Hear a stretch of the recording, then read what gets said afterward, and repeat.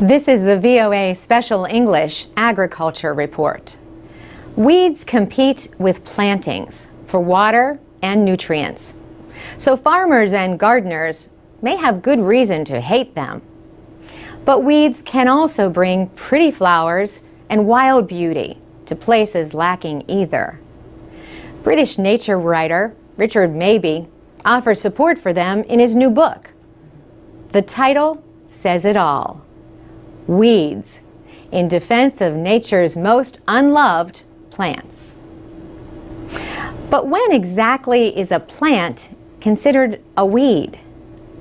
Experts at Penn State University say the answer is simple: when the undesirable qualities outweigh the good qualities.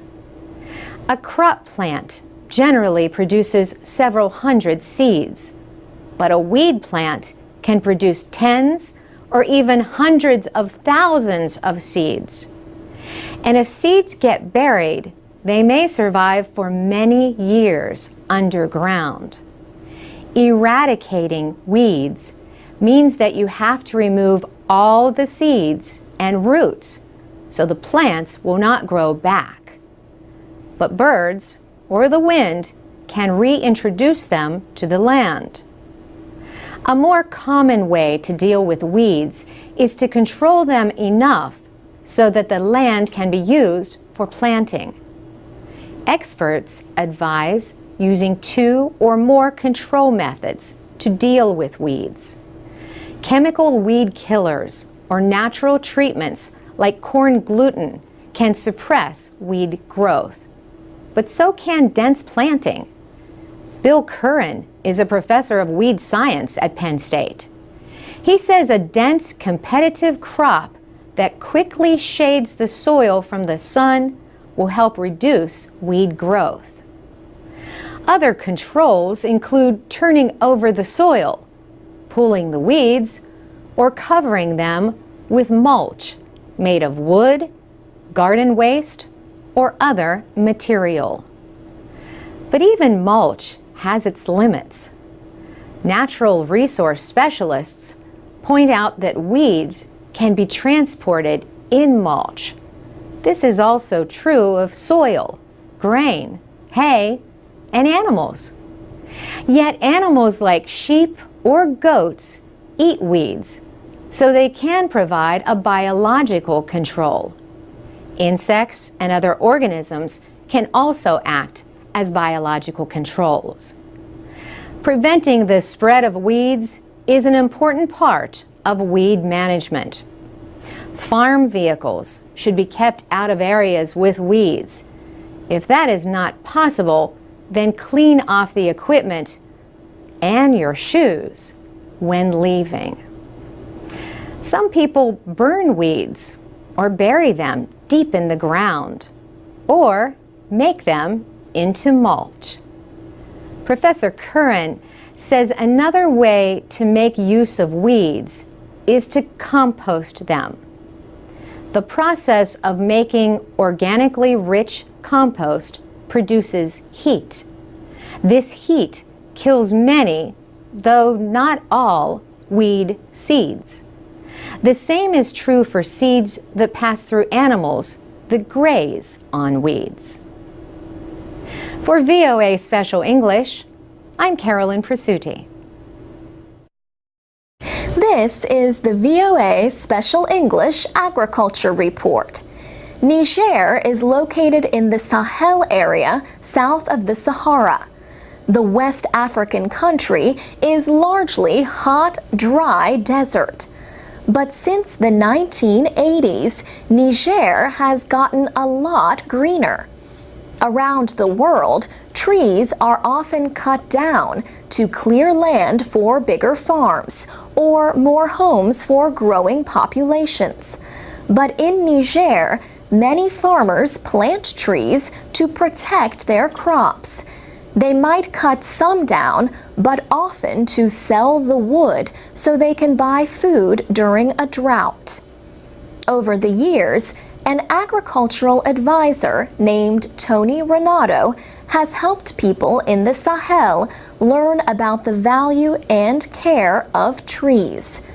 Mr. Renato says much of the response has come from farmers themselves instead of non-governmental organizations or government officials.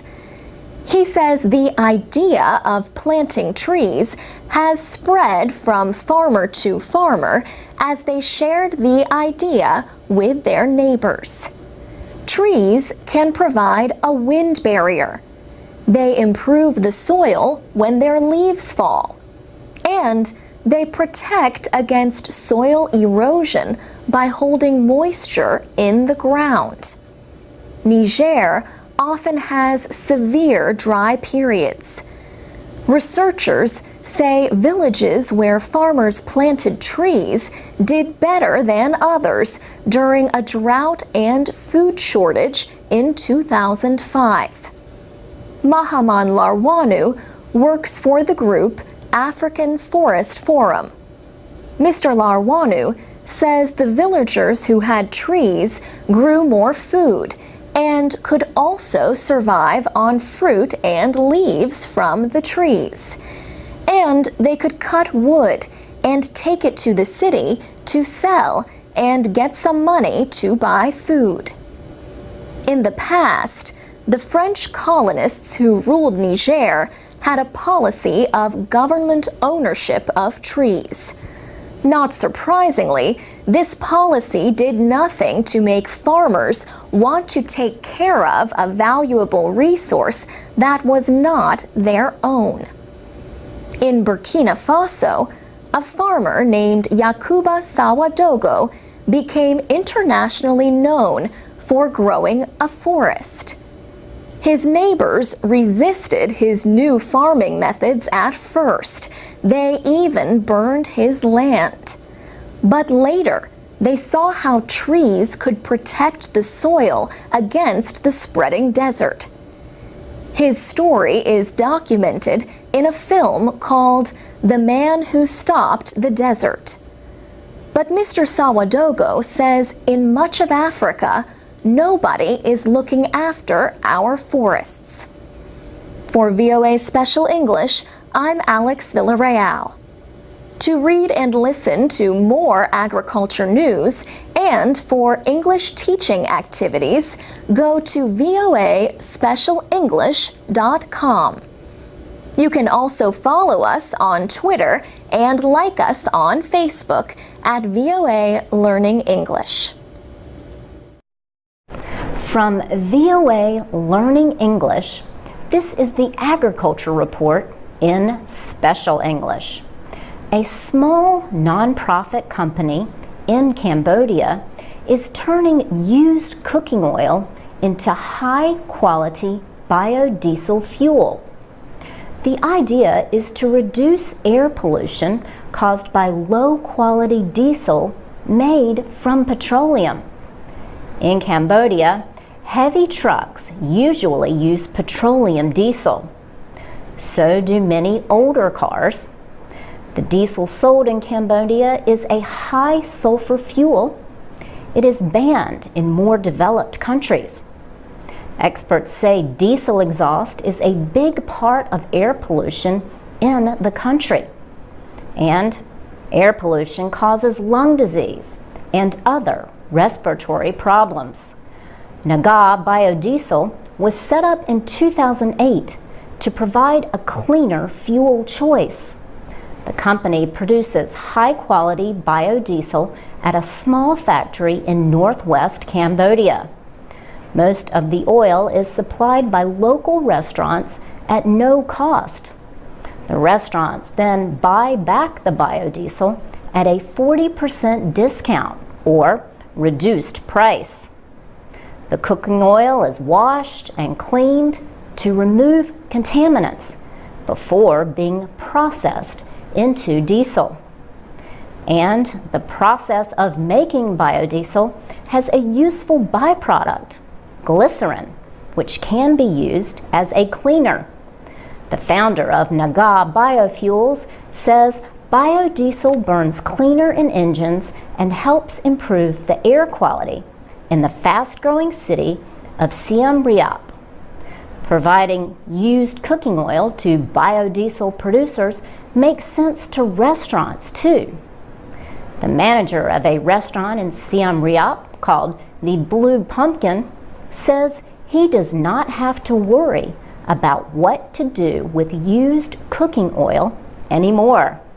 He adds, the whole service is very clean and professional. Naga Biofuels wants to increase production to 10,000 liters by 2013. The business plans to provide its service in environmentally sensitive areas where low-quality diesel can cause damage. For VOA Learning English, I'm Laurel Bowman.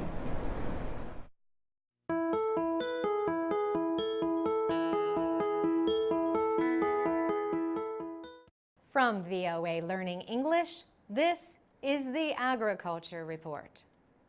Farmers in the eastern part of the Democratic Republic of Congo are protecting against crop theft in an unusual way. The farmers are growing crops that are less likely to be stolen. The United Nations Food and Agriculture Organization says in the past year, many farmers have started to grow different crops. Guillaume Kahomboshi is a food security expert with the FAO in Goma. He says small farmers think the wars that break out at harvest time may just be an excuse to steal their crops. Mr. Karamboshi notes that most of the people in Rutshuru, a territory near Uganda, are starting to grow soybeans. The expert suggests this is because soybeans are not good to eat until they have been dried and milled. He says the armed groups want food that is ready to eat. In addition, there is good demand for soybeans in Uganda for making biscuits and other processed foods. Farmers in Masisi, another war-stricken territory in Uganda, are switching to growing cassava. Frank Muki is an agronomist at Goma University. He agrees that soybeans are less likely to be stolen, but he is not so sure about cassava, which is called manioc in Congo. He says cassava is more of a risk because it is a staple food. Cassava is not necessarily easy to steal, but it is easily destroyed. The non-governmental organization Concern spoke with people in villages in Masisi. The group reports that there was less theft of cassava than of other crops. Years of war and ethnic conflict in parts of eastern Congo have divided communities there. This means villagers' crops are as likely to be stolen by their neighbors as by the armed groups. For VOA Learning English, I'm Carolyn Presutti.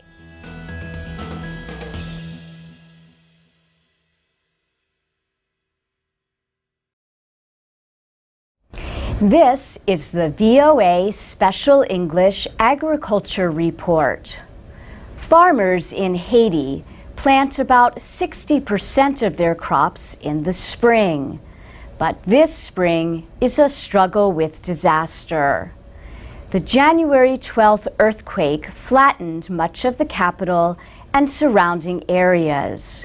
It left more than 200,000 people dead and about 1 million homeless. International recovery plans include helping Haiti expand food production. But now, seasonal rains do not make the situation any easier. The rains continue through May and June.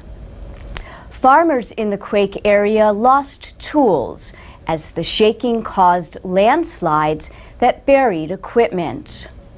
Also, many farmers need money for seeds and fertilizer. And Sabina Vilka of the aid group CARE says many lack the money to hire help to prepare the land. For the planting, they also need local labor, she says. And since they do not have enough money to hire people, the work will simply not be done. The United Nations Food and Agriculture Organization said it has delivered tools and seeds to thousands of families in the quake area. The earthquake was centered near Port-au-Prince. An estimated 600,000 people left for the countryside. Experts say it will be difficult to feed them. Food prices are high, and many people fled the capital with only the clothes they were wearing. Gerald Murray at the University of Florida is an expert on Haiti. He says many rural families have taken in relatives and friends who lost homes and jobs. There may be enough to eat for a while, he says, but before too long, there may be hunger. Farming is about 60% of Haiti's economy, but most food comes from imports. Before the quake, the government and private groups were working to improve agriculture. Deforestation is a major problem. There are few trees to protect soil from floods, droughts, and severe storms. In the 1600s, Haiti's French colonizers cleared forests to plant sugarcane. In the 1950s, forests were cut down for wood and other products. Poor technology and poor roads also reduced agricultural production. So did animal and plant diseases. Farmers moved to cities. Professor Murray says the average farm in Haiti is about 1 to 1.5 hectares. Fields are commonly divided between level ground and a mountainside.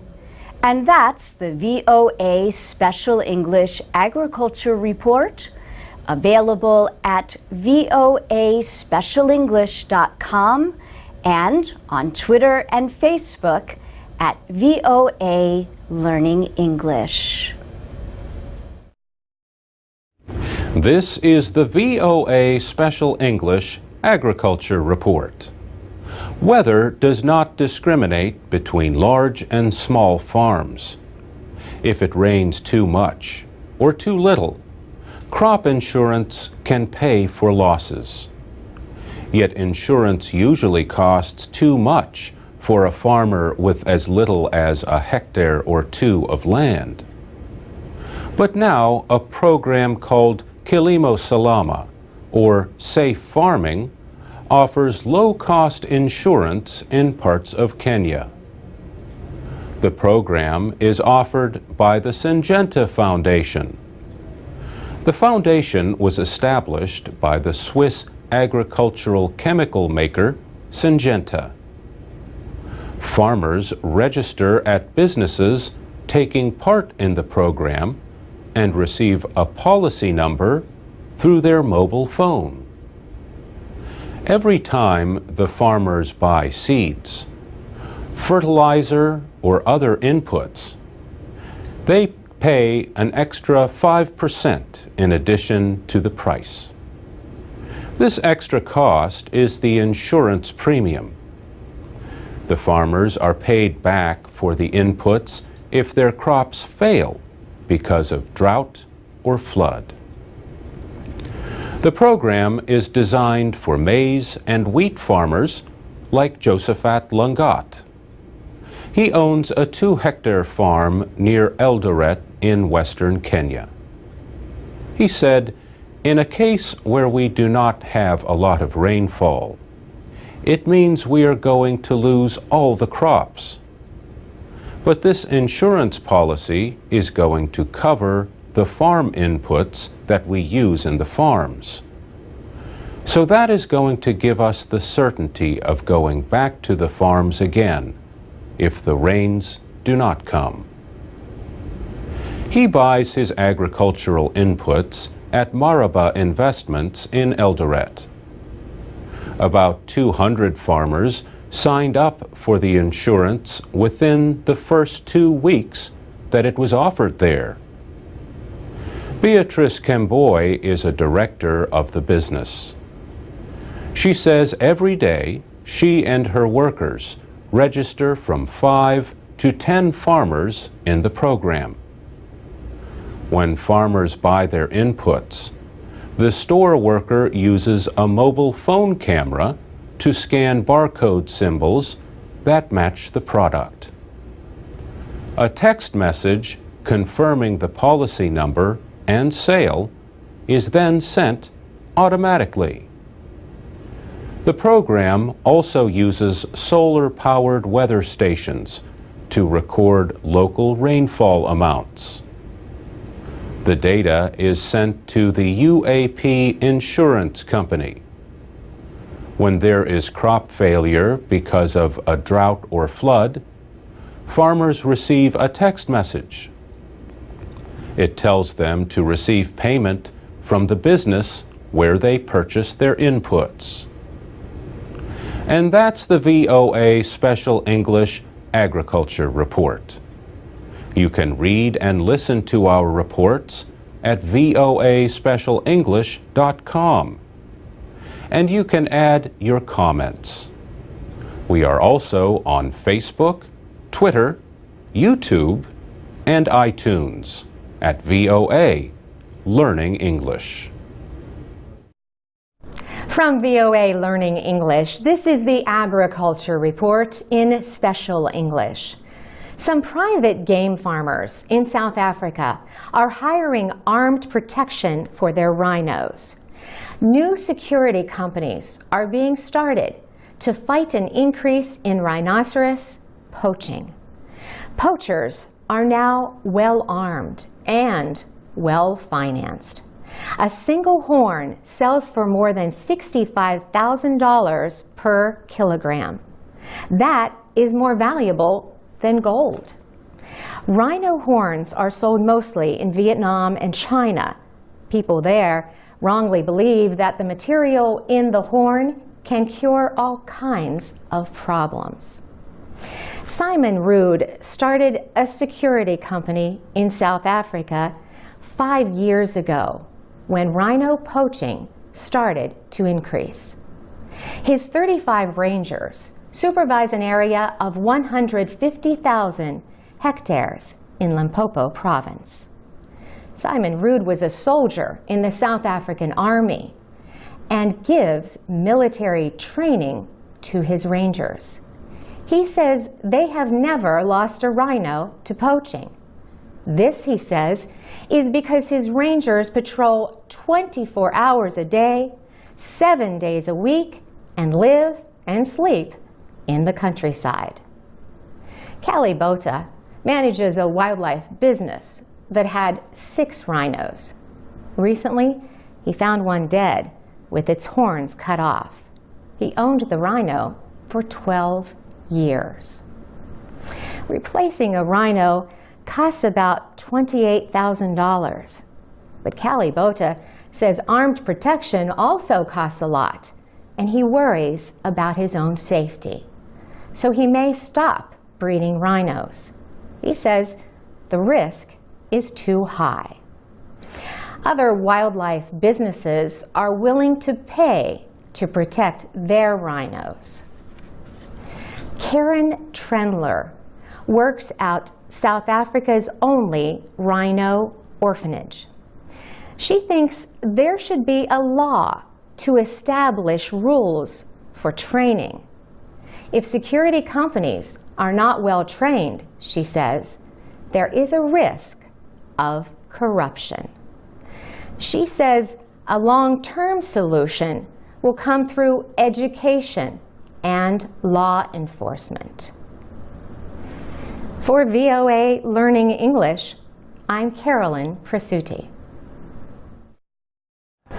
This is the VOA Special English Agriculture Report. Most kinds of rose plants are native to Asia, but roses also grow in other parts of the world, including Northwest Africa, Europe, and the United States.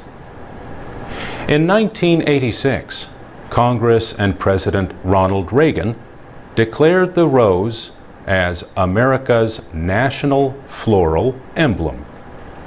They proclaimed it the national flower, in other words. But whatever the name, the choice of the rose did not smell very sweet to supporters of other popular flowers. Some say roses are difficult to grow, but you have a better chance of success if you start with a few suggestions from experts. First, choose a place to grow your roses where they can get sunshine for about 6 hours on bright days. You can buy roses from a garden center or by mail. You can buy potted roses, also known as container roses, or bare root plants. Each kind has its fans. Some gardeners say potted roses are easier to plant. They say the roots develop better if you start with potted roses. But others point out that bare root roses come without soil, so they weigh less to transport, and that can save money. The University of Illinois Extension advises getting bare root roses as close to planting time as you can. If they arrive before you are ready to plant them, make sure the packing material is moist. Keep the plants in a cool, dark place. You plant the roses while they are dormant. The resting plants have no leaves but still need water. When growing roses, the soil should feel moist deep down. Watering should be done in the morning. You can avoid problems like black spot and mildew that way. Be careful not to water roses too much. Too much water can cause unhealthy discoloration on the leaves. After heavy rains or too much watering, try temporarily pulling away mulch from around the roots.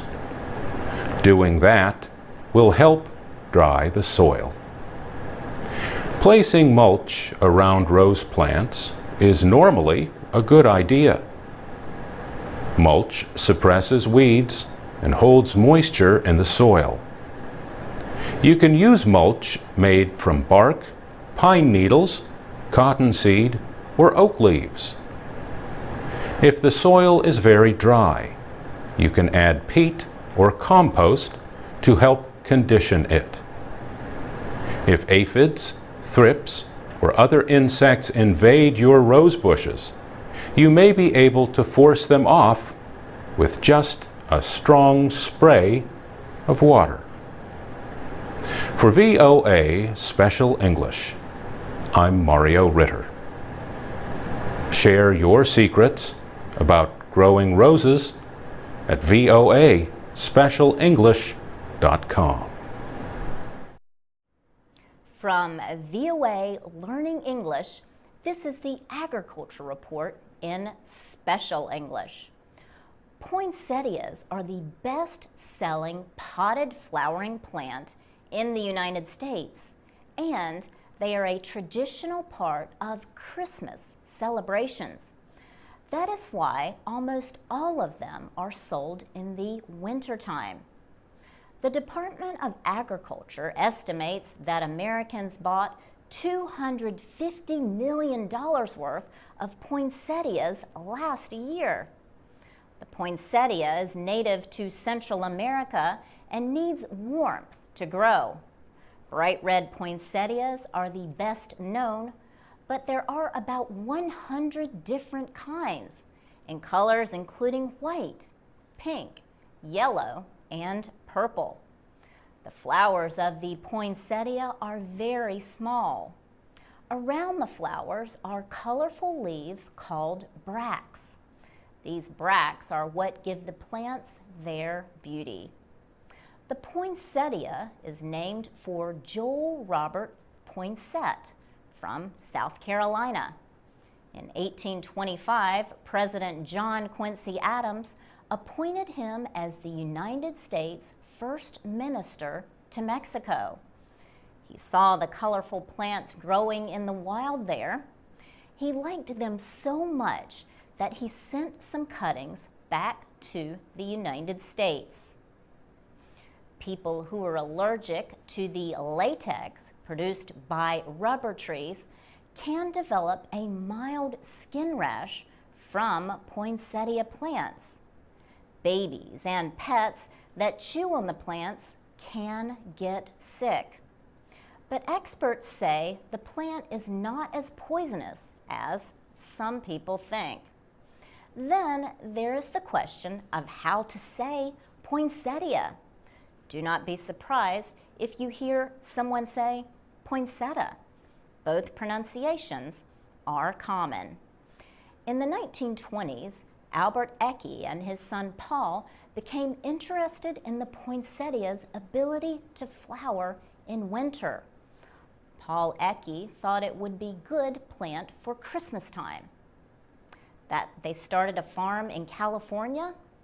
Today, Ecke Ranch remains a major supplier to the United States and the world. For VOA Learning English, I'm Laurel Bowman. I'm Carolyn Persutti with the VOA Special English Agriculture Report. Food prices continue to rise, threatening to push more people into poverty and hunger. Experts have been urging increased efforts around the world to increase agricultural productivity. A new report by the United Nations Food and Agriculture Organization says one of the best ways would be to remove the barriers women farmers face that male farmers do not. Women farmers are often less productive than men. But there are good reasons for that, says Agnes Quisenbing. She is an economist with the International Food Policy Research Institute. She says women farmers have fewer resources than male farmers. The new FAO report says women make up 43% of the world's farmers, but only about 10 to 20% of them own the land they farm. Without owning land, it is harder for them to get credit to buy inputs such as better seeds and fertilizers. In many countries, women are half as likely as men to use fertilizers to increase the amount of crops. In addition, Ms. Quisenbing says many of the world's women are raising their children at the same time they are farming. The FAO report says helping women farmers could increase agricultural output in the developing world by as much as 4%. This in turn could reduce the number of undernourished people by as much as 17%. Ms. Quisenbing says just helping women farmers have the same resources that male farmers have would do a lot to improve agricultural productivity and reduce hunger and malnutrition. Ms. Quisenbing helped write the FAO report. She says the report does not try to gain sympathy.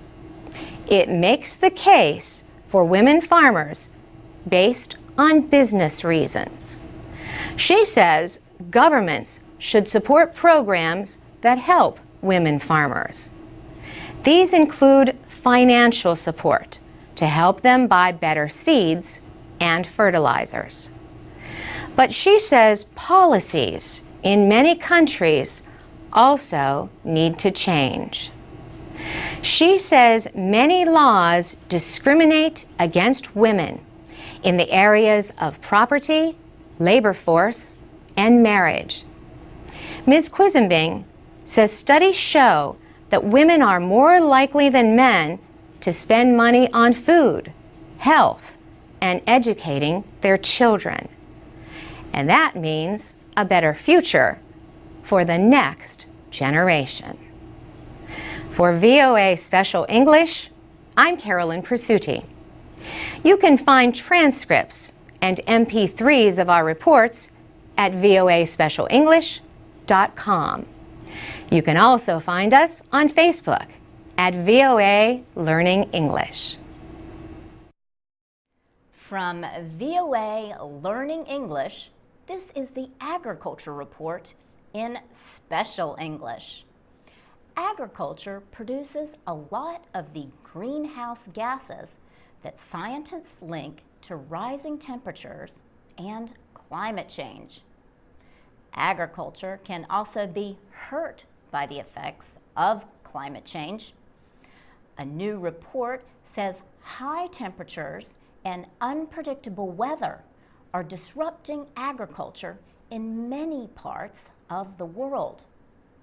The report is called Innovations in Sustainable Agriculture, Supporting Climate-Friendly Food Production. The World Watch Institute in Washington published it. The report suggests ways that the agriculture industry could reduce its effects on the environment. Danielle Nierenberg was one of the report's authors. She says industrial agriculture uses a lot of fossil fuels. She says the chemicals used in fertilizers, pesticides, and transportation depend on fossil fuels. Danielle Nierenberg says animal production has an especially big effect on the environment. She notes that the amount of meat being eaten in countries like Brazil, China, and India is growing. As a result, more industrial animal facilities or factory farms are being built in the developing world. Those big farms need fossil fuels to operate. They also require long-distance transportation. She said all those things can contribute to climate change. The report recommends 6 land and water use practices that it says are sustainable. These include growing trees on farmland to reduce soil erosion, and planting cover crops to make soil less affected by drought, heat, and pests. Other recommended practices include recycling wastewater in cities, drip irrigation, and replacing chemical with natural fertilizer. For VOA Learning English, I'm Laurel Bowman. This is the VOA Special English Agriculture Report. When is a plant considered a weed? Experts at Penn State University have a simple answer: when the undesirable qualities outweigh the good qualities. Consider that crops generally produce several hundred seeds from each plant. By comparison, each weed plant can produce tens or even hundreds of thousands of seeds, and some buried seeds can survive up to 40 years or even longer. Eradicating weeds means that you have to remove all the seeds and roots so the plants will not grow back. But birds or the wind can reintroduce them to the land. A more common way to deal with weeds is to control them enough so that the land can be used for planting. Experts advise using 2 or more control methods to deal with weeds. Chemical weed killers or natural treatments like corn gluten can suppress weed growth. Dense planting of a crop can also act as a natural control. Bill Curran at Penn State in University Park, Pennsylvania, is a professor of weed science. He says one of the most common methods for suppressing weeds is dense planting. He says a dense, competitive crop that quickly shades the soil will help suppress many weeds. The seeds need light to grow, so blocking the sun will reduce weed growth. Other controls include turning over the soil, pulling the weeds, or covering them with mulch made of wood, garden waste, or other material. But even mulch has its limits. Natural resource specialists point out that weeds can be transported in mulch. This is also true of soil, grain, hay, and animals. Yet, animals like sheep or goats eat weeds, so they can provide a biological control. Insects and other organisms can also act as biological controls. Preventing the spread of weeds is an important part of weed management. Farm vehicles should be kept out of areas with weeds. If that is not possible, then clean off the equipment and your shoes when leaving. Some people burn weeds or bury them deeply or make them into mulch. Professor Curran says another way to make use of weeds is to compost them. The process of making organically rich compost produces heat. The heat will kill many, though not all, weed seeds. The same is true of seeds that pass through animals that graze on weeds. And that's the VOA Special English Agriculture Report. Tell us about your own struggle against weeds.